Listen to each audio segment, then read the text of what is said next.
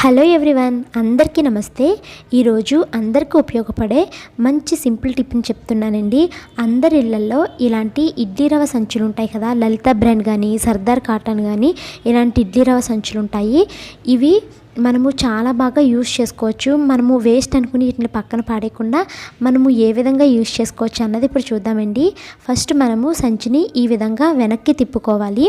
ఇవి మనకి 5 kgs సంచులు ఉంటాయి, 25 kgs కూడా ఉంటాయండి. ఏ సంచి ఉంటే దాన్ని మీరు ఈ విధంగా యూటిలైజ్ చేసేసుకోండి.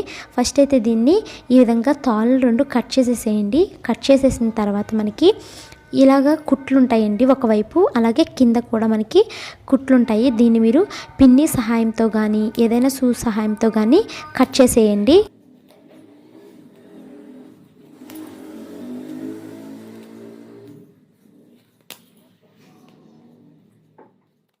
ఈ కుట్లను మనము పిన్నీస్తో కొంచెం లాగితే ఒకవైపు రిమైనింగ్ మనకి ఈజీగానే వచ్చేస్తాయండి.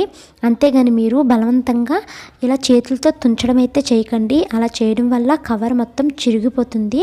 ఎందుకంటే ఇది క్లాత్ కవర్ కదా, సో చిరిగిపోతుంది అనమాట.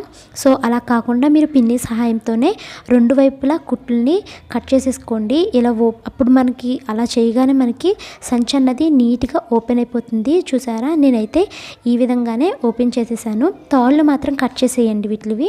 ఇప్పుడు నేను నా దగ్గర ఉన్నటువంటి 4 కవర్స్ ఉన్నాయి. 4 కవర్స్ని నేను ఈ విధంగానే ఓపెన్ చేసేసుకున్నాను. మీ దగ్గర ఎన్ని కవర్స్ ఉంటే అన్నీ ఇలాగ ఓపెన్ చేసుకోండి.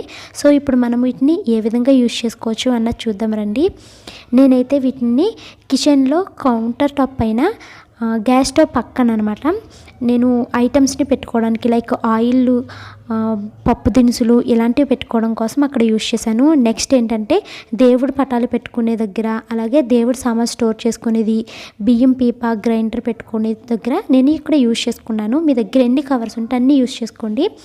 నేనైతే ఇక్కడ కౌంటర్ టాప్ పక్కన గ్యాస్ స్టవ్ పక్కన పెట్టుకున్నానండి ఫస్ట్ అయితేని.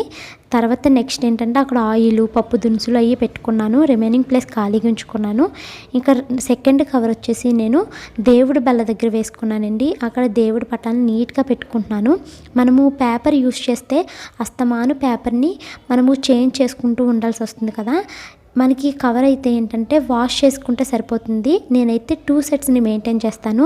ఒక సెట్ పాడైపోయింది అనుకుంటే అది వాష్ చేసినప్పుడు సెకండ్ సెట్ని యూజ్ చేస్తాను అనమాట. సో ఇక్కడైతే నేను దేవుడివి సంబంధించి కోకోనట్స్, ఆయిల్ ఇలాంటివన్నీ ఇక్కడ నేను స్టోర్ చేసుకునేదండి. అక్కడ కూడా పేపర్కి బదులు నేను ఈ కవర్ని యూజ్ చేసుకుంటున్నాను. ఇవైతే మనము వాష్ చేసుకోవడానికి చాలా ఈజీగా ఉంటుంది, త్వరగా డ్రై అయిపోతాయి. పేపర్ అయితే పాడేయాల్సి వస్తుంది కదా. అలాగే ఎక్కువ న్యూస్ పేపర్స్ కూడా మనకు ఉండవు. ఇలా బియ్యం పీప దగ్గర గ్రైండర్ని డ్రై చేయడం కోసం అవి నేను ఇక్కడ యూజ్ చేస్తున్నానండి. నేనైతే నా దగ్గరున్న ఈ ఇడ్లీ రవ్వ సంచిని ఈ విధంగా యూజ్ చేసుకుంటున్నాను. ఇవైతే చాలా నీట్గా ఉంటుందండి. వైట్ సైడ్ వేస్తే చాలా అందంగా కనిపిస్తుంది అనమాట. సో ఈ విధంగా నేనైతే ఈ కవర్ని యూజ్ చేశానండి. మీ దగ్గర కూడా ఉంటే ఈ విధంగా యూజ్ చేసుకోండి. ఈ వీడియో కనుక నచ్చితే లైక్ చేయండి, కామెంట్ చేయండి, అలాగే వీడియోస్ని మరికొందరికి షేర్ చేయండి. Thank you for watching this video. Bye bye.